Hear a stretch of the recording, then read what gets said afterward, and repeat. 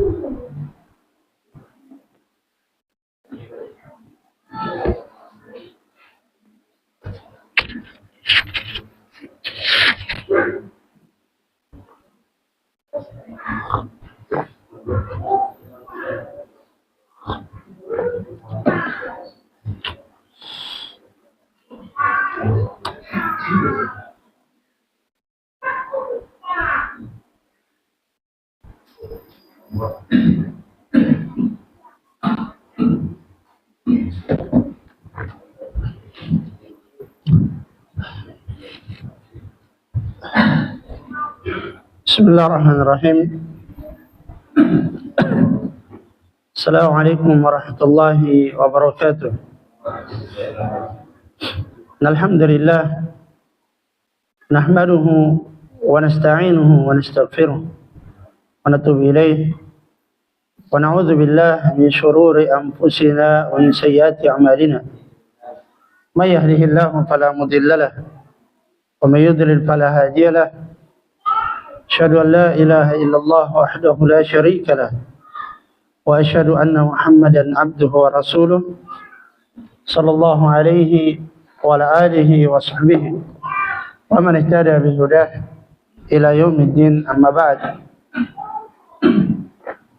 jamaah sekalian rahimani wa rahimakumullah, a'azzani Allah wa iyyakum. Kita lanjutkan pembahasan kita pada malam hari ini yang sudah merupakan kitab pembahasan rutin kita, yaitu Al-Ghaya wa Taqrib, atau yang juga dikenal dengan Mukhtasar Abi Suja, karya Imam Al-Qadhi Abu Suja rahimahullahu ta'ala.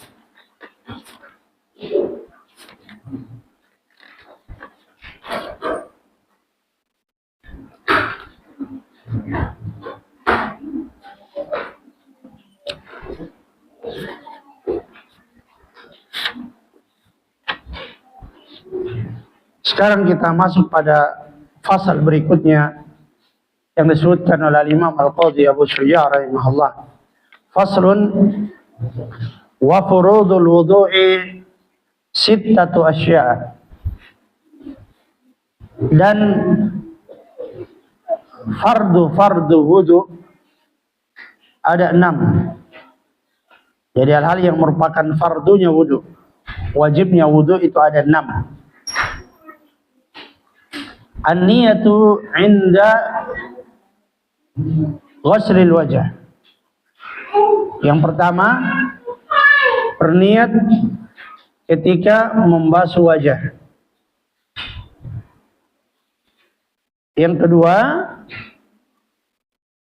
wa ghuslul wajh. Kedua, membasuh wajah, mencuci wajah. Kalau yang tadi itu berniat ketika membasuh wajah. Yang kedua, membasuh wajah. Yang ketiga, wa ghuslul yadaini ilal mirfaqain. Yang ketiga, mencuci atau membasuh kedua tangan sampai ke dua siku. Ya, maksudnya kanan tangan sampai siku, kiri tangan sampai siku. Yang keempat, wa mashu ba'dir ra'si, mengusap sebagian kepala. Mengusap sebagian kepala. Kemudian berikutnya yang keberapa? 5. Wa ghaslur rijlaini ilal ka'bain, membasuh atau mencuci kedua kaki sampai mata kaki. Ya, maksudnya kaki kanan dibasuh sampai mata kaki, kaki kiri dibasuh sampai mata kaki. Yang keenam, wat tartibu ala ma dzakarna, dan berurutan, ya, melaksanakannya secara berurutan berdasarkan apa yang telah kami sebutkan. Ini furudul wudu, hal-hal yang merupakan kewajiban-kewajiban wudu berdasarkan mazhab Syafi'iyah sebagaimana disebutkan oleh Imam Al-Qadhi Abu Syuja' rahimahullah ta'ala.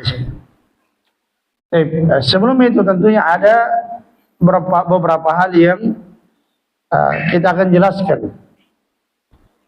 Yang pertama, apa pengertian dari kata al-wudu itu sendiri? Ya, apa definisi dari kata al-wudu itu sendiri? Nah, secara bahasa al-wudu dia berasal dari kata al-widha'ah. Kalau dalam ilmu nahwu dia isim mushtaq dari kata al-widha'ah, yang mananya adalah al-husnu wan nadhafah. Mananya adalah baik dan bersih. Baik dan bersih. Itu secara bahasa. Ya, kalau ditanya apa pengertian kata al-wudu secara bahasa, maka jawabannya adalah al-husnu wan nadhafah. Baik dan bersih. Adapun secara istilah syariat, wudu adalah istimalul ma' fil a'dha'il arba'ah, wa huwa al-wajh wal yadan wal ra's wal rijlan ala sifatin makhsusatin fi syar'i ala wajhi at-ta'abbudi lillahi ta'ala. Adapun secara istilah syariat, wudu adalah mempergunakan air. Mempergunakan air pada 4 anggota wudu. Mempergunakan air pada anggota wudu.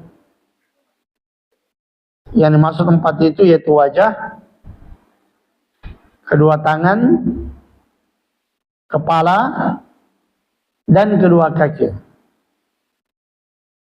Dengan sifat yang khusus. Ya. Jadi membasuhnya itu dengan cara khusus, sifat khusus. Ya. Bukan asal dicuci, tapi ada tata caranya dengan niat untuk beribadah pada Allah Subhanahu wa taala. Dengan niat untuk beribadah kepada Allah Subhanahu wa taala. Ini pengertian al-wudu secara syariat. Dan tentunya patokannya yang ini. Kalau tadi kan kalau secara bahasa, dalam bahasa Arab kan ada pengertian bahasa. Apa makna bahasa? Yaitu bersih, baik. Kalau kita bahas secara syariat, itu berarti menggunakan air untuk membasuh 4 anggota wudu. Itu wajah, ya, kedua tangan, kepala, dan kedua kaki. Dengan sifat tertentu, tata cara tertentu, dalam rangka beribadah kepada Allah Subhanahu wa ta'ala.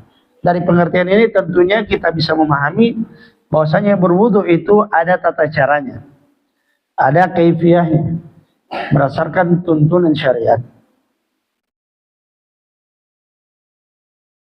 Mungkin sebagian di antara jamaah, khususnya mungkin yang baru awal-awal mengikuti pembahasan fikih, mengapa kelihatannya definisi wudhu tersebut hanya melibatkan wajah, tangan, kepala dan kaki.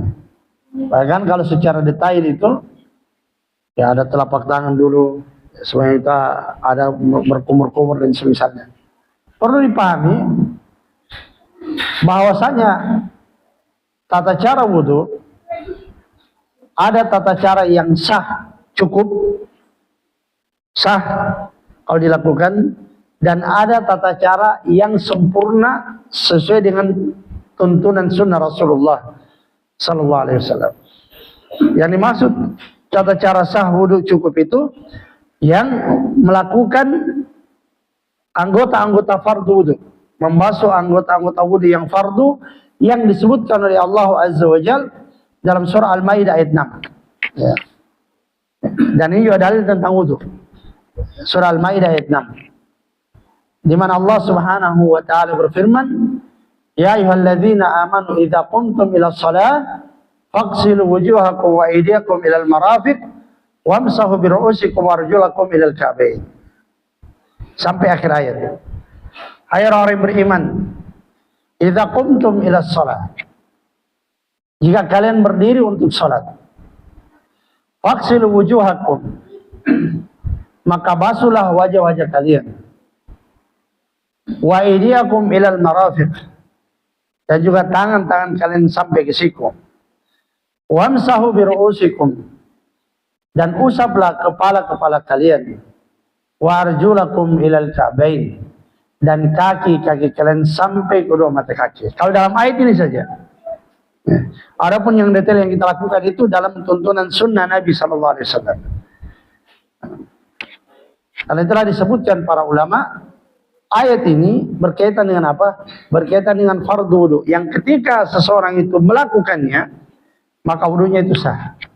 Tapi ingat, dengan cara, ada tata caranya, ada tata caranya. Maka wudunya itu sah. Dan subhanallah, pengertian ini sangat membantu sekali ketika antum dalam kondisi yang kepepet untuk wudu. Saya kasih contoh kasus yang saya sendiri alami. Waktu saya masih tinggal di daerah Surako, kampung kelahiran, kita sholat Id itu agak jauh di lapangan, itu menggunakan motor, agak jauh, lumayan jauh lah, kita naik motor. Karena kesibukan mengurus orang-orang di rumah semenjak dari bangun, sampai saya lupa wudu. Bahwa saya ternyata belum wudu. Ya. Sementara wudu ketika sholat subuh sudah batal karena sudah masuk buang hajat. Saking sibuknya mengurus keluarga untuk pergi sholat Id, waktu itu Idul Adha, sampai saya lupa wudu. Nah, kebetulan ini di lapangan ini bukan seperti ini ada masjid dekat. Kebetulan di lapangan ini fasilitas untuk air itu jauh. Dan saya ingatnya pada saat sudah berdiri untuk sholat. Pada saat saya berdiri, saya baru sadar, innalillah, saya belum wudu. Saya tahu di mana saya cari tempat wudu ini. Semuanya jauh, artinya ada motor. Tapi kalau saya pergi, saya tiba, orang sudah selesai. Akhirnya yang saya terpikir adalah saya mau beli air. Tapi saya tidak tahu apakah toko buka atau tidak. Kebetulan saya keluar, ada ikhwah lain baru datang. Dia bawa air gelas, belum dia minum. Ya Ustaz, kenapa keluar orang mau sholat? Adrallah, saya lupa wudu. Saya bilang bisa minta air gelasnya. Sekarang saya tanya, kira-kira kalau satu gelas ini bisa nggak tuh pakai wudu? Kalau antum mengikuti yang full, tidak akan cukup itu. Nah, tetapi kalau kita mengerti tata cara yang sifatnya fardu, cukup alhamdulillah dengan ilmu tersebut. Akhirnya saya berwudu mengikuti tuntunan fardu yang disebutkan dalam ayat tadi. Tata cara di mana wudu itu sah. Tapi kalau kita mengatakan yang mana lebih sempurna, lebih utama, tentunya wudu yang didetailkan dalam tuntunan Nabi Sallallahu Alaihi Wasallam. Makanya namanya pembahasan wudu itu terbagi. Ada syaratnya, ada fardunya, ada sunnahnya, ya kan? Kenapa dikatakan sunnah? Artinya dikatakan sunnah wudu, kalau tidak dilakukan itu tidak akan menyebabkan wudu itu tidak sah. Kalau tidak dilakukan wudu tetap sah. Hanya mengurangi pahala. Yang dilakukan yang menyebabkan wudu itu sah, yaitu ketika kita menunaikan syaratnya wudu dan menunaikan fardunya wudu. Bisa dipahami ya? Adapun sunnah itu dia tidak mempengaruhi masalah sah tidaknya wudu. Dia hanya menjadikan wudu itu lebih sempurna. Jadi ada namanya syarat, ada namanya fardu, ada namanya sunnah. Baik.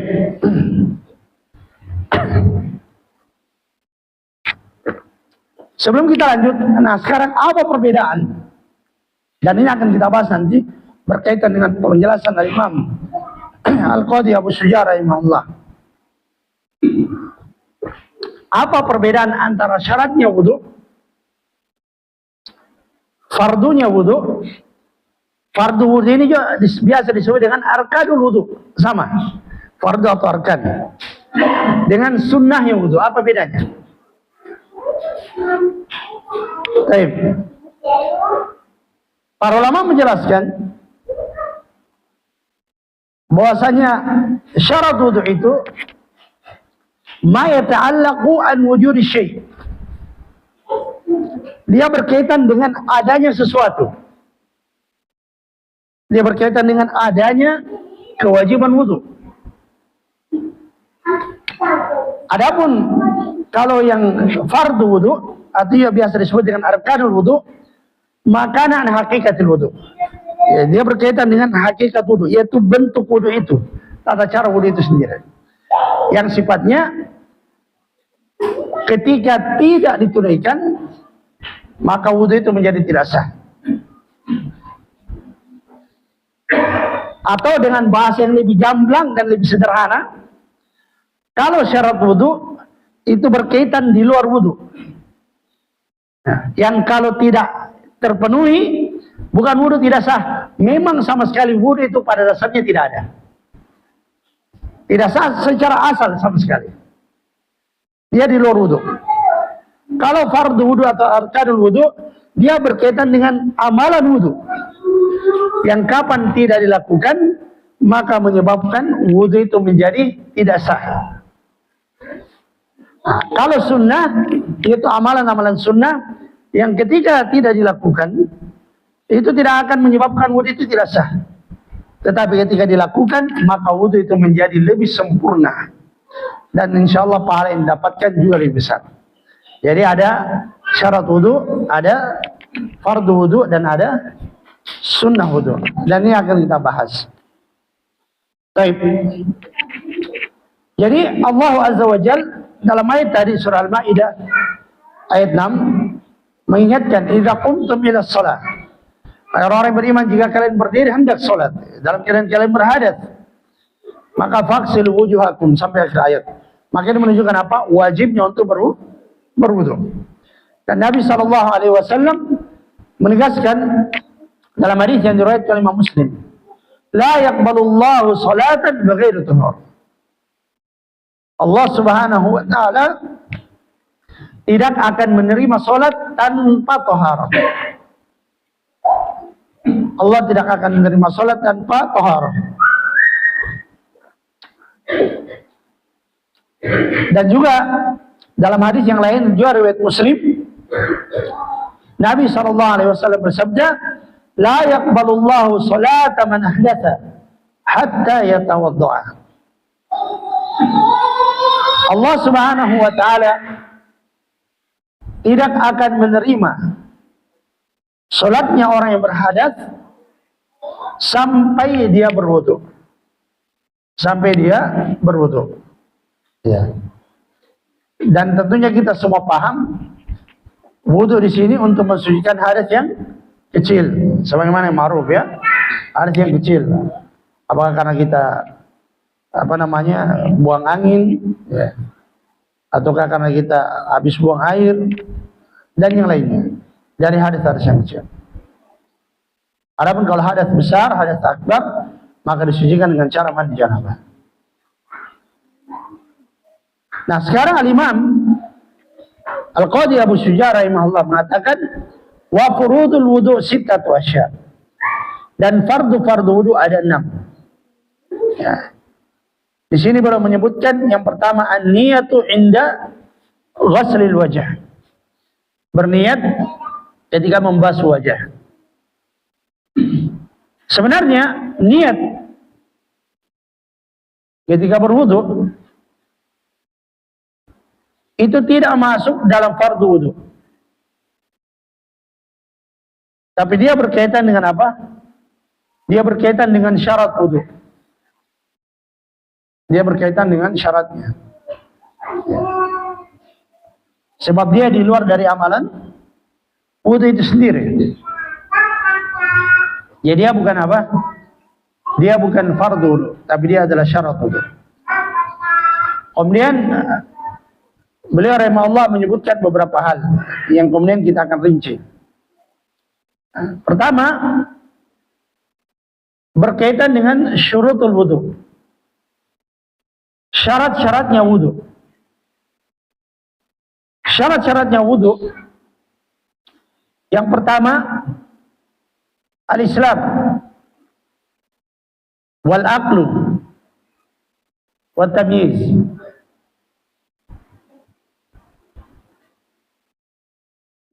Yang pertama, Islam,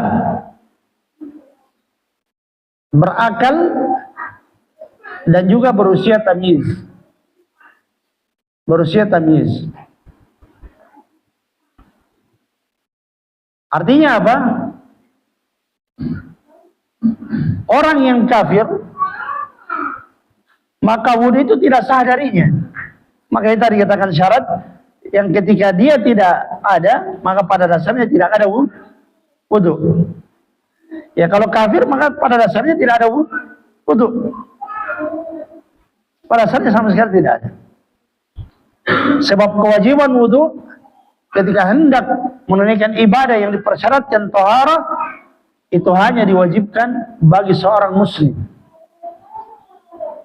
orang yang berakal dan juga orang yang tamyiz.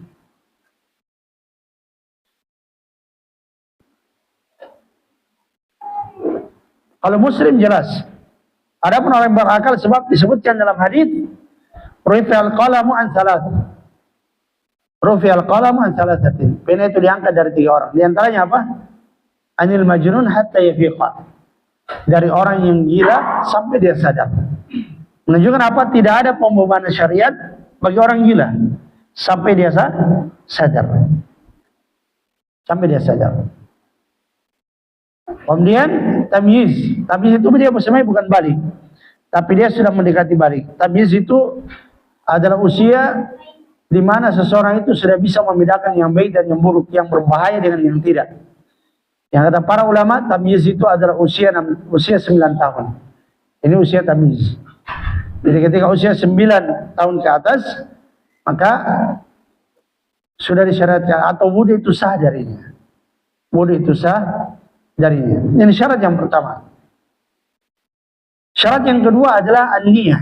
Syarat yang kedua adalah niat. Dan ini tempatnya sebelum wudu, di mana seorang itu berniat berwudu. Sebagaimana dalam hadis innamal a'malu binniyat, sesungguhnya amalan itu dengan niat-niatnya. Setiap amalan itu harus ada niat. Tapi ingat, tatkala kita berbicara tentang niat, maka kita berbicara tentang apa yang ada di dalam hati. Sebab para ulama, an-niyatu mahalluha al-qalbu wa la yata'allaqu bit-talaffuz. Niat itu tempatnya adalah di dalam hati. Tidak ada kaitannya dengan melafazkan. Tidak ada kaitannya dengan melafazkan. Niat itu tempatnya dalam hati. Sebab niat itu adalah al-qasdu, maksud. Dan tempatnya adalah hati. Sehingga tidak perlu kita melafazkan dengan lafaz-lafaz. Misalkan nawaitul wudu dan yang semisalnya. Saya berniatkan wudu dilafazkan, tidak perlu. Ya. Sebab apa yang ada dalam hati kita, niat dan maksud untuk berwudu, itulah niat. Saya kasih contoh. Tatkala kita sedang di rumah, duduk-duduk bersantai, tiba-tiba berkumandang azan waktu sholat. Allahu Akbar, Allahu Akbar. Nah, kita bangun, mendengarkan, oh sudah mau masuk waktu, sudah azan, sudah masuk waktu. Nah, kita bangun, masuk WC, ya, berbersih, ambil pakaian, ya. Kemudian kita berwudu, atau mungkin kita ke masjid, jalan dulu di masjid, kemudian buka keran, kita berwudu. Nah sekarang pertanyaannya, apa yang mendorong kita untuk bangkit dari kondisi kita sebelumnya? Ketika kita mendengarkan azan, kemudian melakukan serangkaian kegiatan tadi. Kalau bukan niat, itulah niat. Pada dasarnya kita sudah berniat. Bukan nanti dikatakan berniat kalau kita melafazkan. Sebab selama orang itu masih sadar, tidak gila, selama dia masih waras, maka dia tidak mungkin melakukan sesuatu tanpa niat yang memang sengaja dia lakukan. Tidak akan mungkin. Karena orang misalkan, satu contoh, dia sementara duduk-duduk, tiba-tiba berbunyi perutnya, keroncongan. Nah, dia sudah mau makan, lapar. Dia kemudian datang ke dapur, mengambil serangkaian aktivitas untuk makan. Apa yang mendorong dia? Ya niat dia untuk makan. Jadi apa yang dilakukan pada dasarnya sudah menunjukkan niat. Tidak perlu dia lafazkan, saya berniat untuk makan satu piring tambah ini, tambah enggak. Yang mendorong dia adalah apa? Niat. Karena itulah kata para ulama, "Lau kallafana Allah bi'amalin bila niyatin lakana min taklifi ma la yutaqu." Kata para ulama, seandainya Allah membebani kita, mewajibkan kita, membebani kita melakukan sebuah amalan tidak ada niatnya, maka niscaya itu termasuk pembebanan yang tidak akan mampu dipikul. Jadi seandainya Allah memerintahkan kepada hamba lakukan ini, tidak boleh ada niatmu, maka itu pasti perintah yang tidak akan mungkin mampu dilakukan. Kenapa? Karena setiap orang tidak akan bisa lepas dari niat dalam setiap aktivitasnya.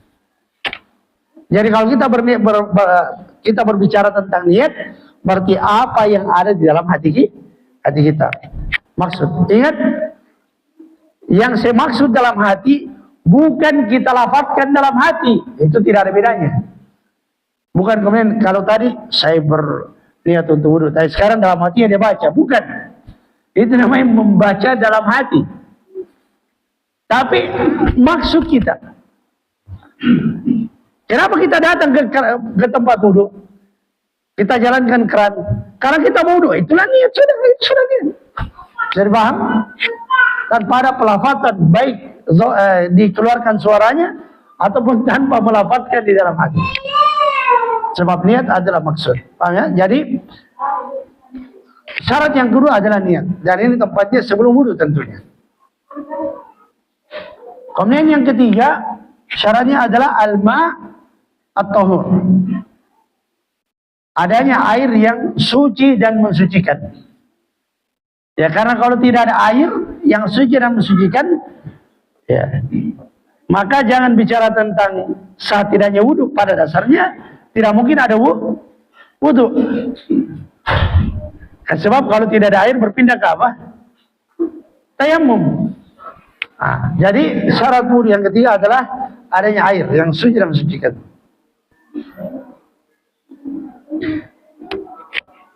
Kemudian yang keempat,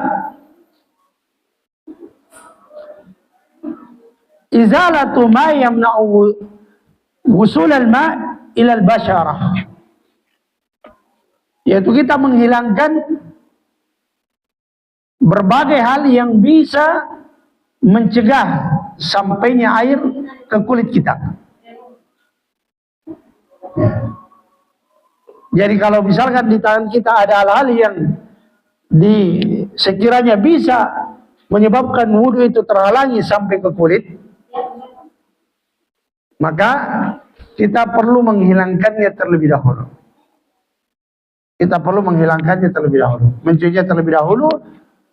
Kemudian setelah bersih, barulah kemudian kita berwudhu. Sebab kalau sampai terhalangi, maka itu menyebabkan wudhu itu tidak sah. Sebab air wudhu tersebut harus apa? Harus sampai mengena semua dari anggota wudhu yang wajib untuk dibasuh. Karena itulah ya, Nabi Shallallahu Alaihi Wasallam pernah mengingatkan para sahabat ketika mereka tergesa-gesa wudhu, terus ada bagian yang tidak terkena air, waktu itu di bagian kakinya mereka.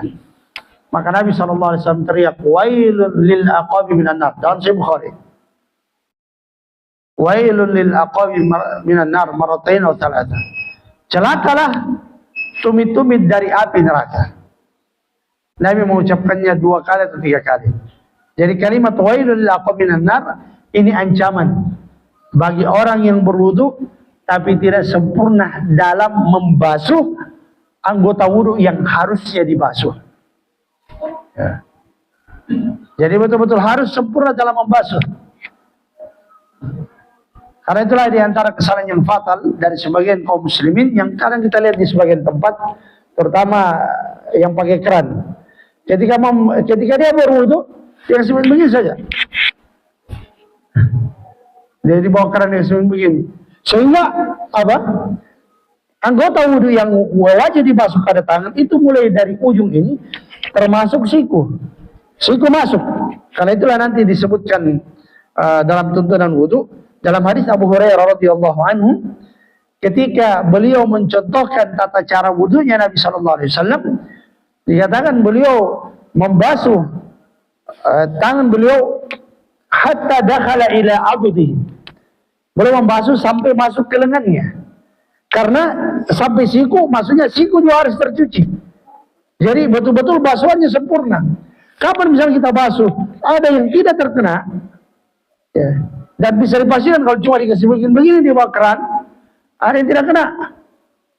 Selain tidak sah, bukan cuma tidak sah, terancam neraka. Wailun lil aqabi minan nar, kata Nabi sallallahu alaihi wasallam. Celakalah tumit-tumit dari api neraka. Nabi ucapkan ini mengingatkan sahabat yang waktu tergesa-gesa wudhu karena mereka ketinggalan hampir keluar. Mereka dalam safar. Dalam Sahih Bukhari, mereka dalam safar. Mereka dikejar dengan waktu asar yang hampir habis. Sementara safar, akhirnya mereka pun buru-buru berwudu. Kebetulan Nabi agak tertinggal di belakang. Para sahabat pun buru-buru berwudu. Akhirnya ketika kaki, faja'alu namsahu, maka kami pun menjadikan mengusap kaki-kaki kami. Padahal kaki itu dicuci, bukan diusap. Akhirnya karena diusap, ada bagian yang tidak terkena air wudu. Maka ketika itu Nabi muncul dan Nabi teriak, wailul lil aqabi minan nar. Celakalah tumit-tumit dari api neraka. Menunjukkan apa? Ancaman api neraka bagi orang yang berwudu tidak sempurna dalam membasuh anggota wudu yang harus dibasuh. Baik, kemudian syarat yang berikutnya, ya, yaitu al-istijmar atau istinja inda wujudi sababiha lima taqaddama. Ya. Beristijmar atau beristinja ketika ada sebabnya. Maksudnya kalau sebelum berwudu, kalau memang dia sudah buang air, maka dia harus berbersih terlebih dahulu. Pastikan dia sudah bersih, apakah dengan cara beristinja, berbersih dengan menggunakan batu dan benda-benda padat lainnya, atau beristinja berbersih menggunakan air. Artinya pastikan dia sudah berbersih dari kotoran tadi, kemudian dia berwudu. Kalau masih ada kotoran yang tersisa di badannya, maka tentu wudunya tidak sah sama sekali. Ya. Kemudian berikutnya adalah tertib. Melakukan wudu itu secara berurutan. Secara berurutan.